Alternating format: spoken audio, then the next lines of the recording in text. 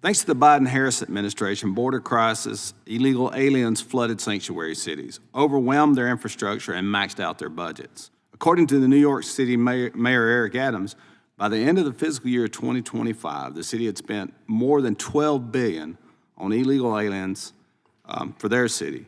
A study also shows that for Denver, one study estimated that city had spent $356 million on illegal aliens.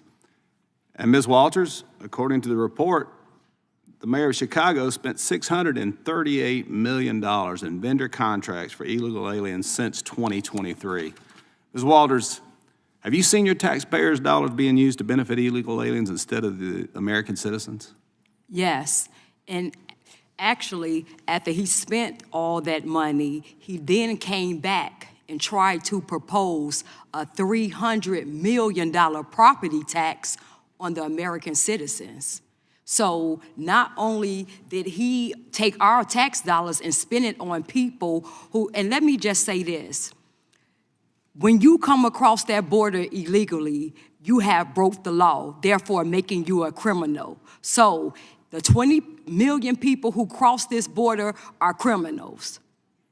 So let's just get that, get that straight right now. That's why we trust President Trump, because he is listening to the American citizens. And the Democrat Party, that's why their rating is what, 26%? Because they refuse to listen to what the American citizens want. Ms. Walters, I think really, Ms. Walters, I think really you're right. And I think, so is that how you see Chicago flipping red? Is it the immigration issue? I know that was a big issue in this election, and I agree with you. If people come across the border illegal, they are lawbreakers by definition. And we're not a sanctuary city in Alabama, but I'll tell you this, I had a 14-year-old girl drug into a restroom in Wetumpka, Alabama, and raped by an individual who he had claimed to be a minor when he came to the U.S. He was 31 years old. And the Biden administration didn't bother to do a background check, turn him loose into our community, and we're not a sanctuary city. I cannot imagine what these sanctuary cities are having to deal with. And these law enforcement officers, when they're trying to just, for public safety purposes, catch people and then not even notify us because they just want to release them back into the community. So tell me, so you think this issue of just the very people who supported the Democratic Party are being left in the cold, in my humble opinion. And so is that how you're seeing Chicago flip red, because of the Democratic policies and what they're doing to those communities they're supposed to be protecting? Yes. Chicago flips red established because of that. And we are going to make it our business, because we have seen the destruction that the Democratic Party policies have done to our communities in our city. It's funny that Mr. Garcia is from Chicago, and he cannot tell you what's happening in our community, because if he came into our community, he would see all the gang graffiti, the Trendy Agua signs, the MS-13. He would see that across the street in the park and where they're putting the shelters at, that all the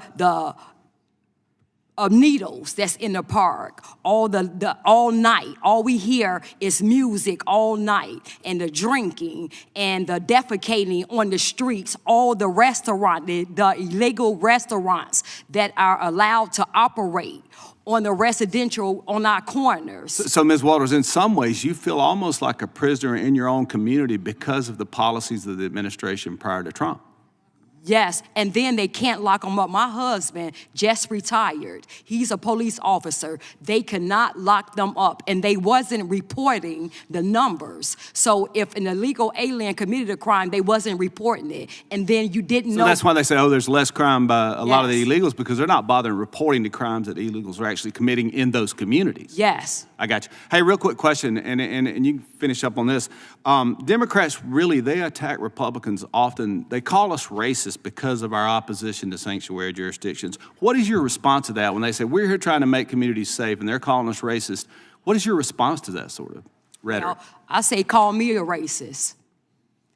And I don't want anybody who crossed over here illegally, unvetted, I don't want them in my community. So you call me racist because let me say, the Democratic Party is so far from reality They go in their gated communities. I don't see any of those people that's advocating to keep these people here. I don't see them in their house and their communities. They don't have them around their children or their husbands, but yet and still they're advocating for us to allow this in our communities around our kids and our families. Thank you, Ms. Walters. I gotta yield back. Thank you, Mr. Chairman. Time has expired. Ms. Crockett.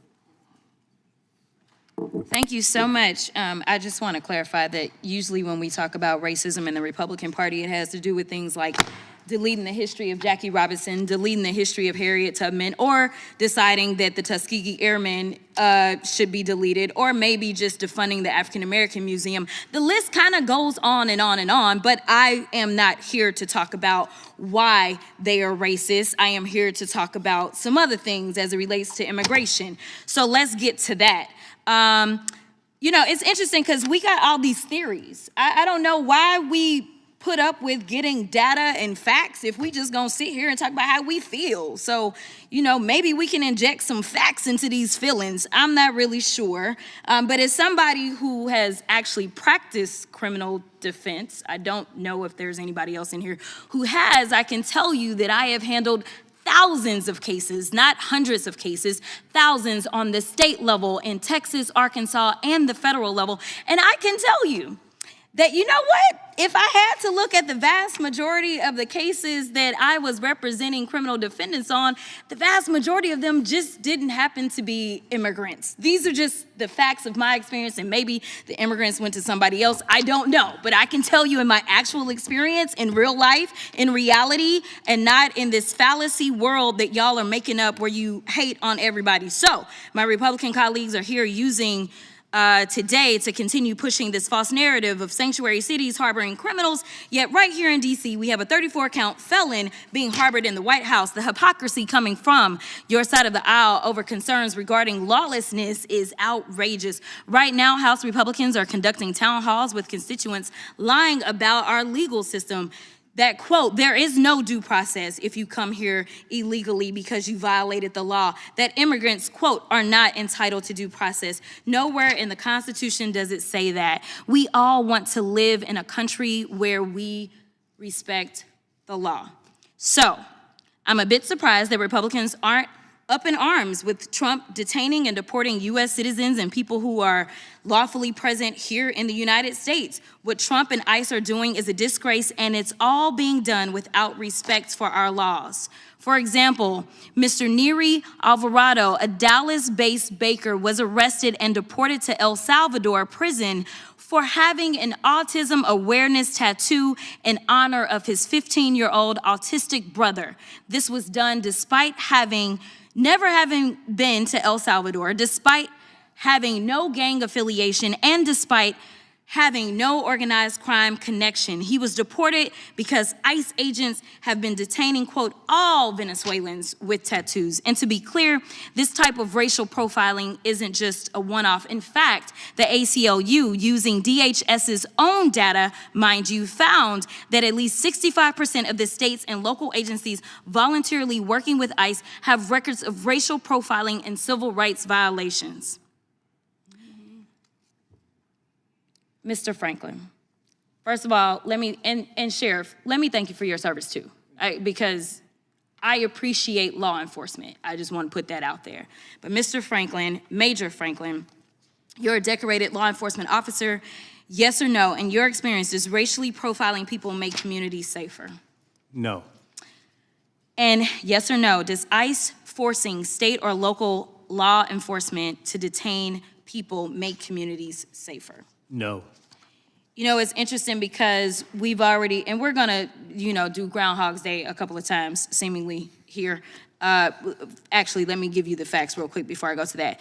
In fact, a report for the American Immigration Council found that cities that didn't enforce ICE detainers have 35.5% lower crime rates, 2.3% lower poverty rates, and relied less on public assistance, including 4.9% less for children under 18. And I do want to be clear right now, ICE is trying to work with the IRS because we actually take in billions of dollars because of immigrants in this country, and now they're gonna try to get them out. And I'm gonna tell you that the biggest issue that we have I really don't think this should be a partisan issue, so I'm going to agree with my Republican colleagues. I think that we all should want to be safe in our communities. The problem that we have is that we have an incompetent administration, that everything that they touch turns to shit. Because what they do is they take a wide sweeping brush and they have decided that the enemy is now going to be immigrants instead of taking a scalpel. That's all we're asking, is to be exact in what you're doing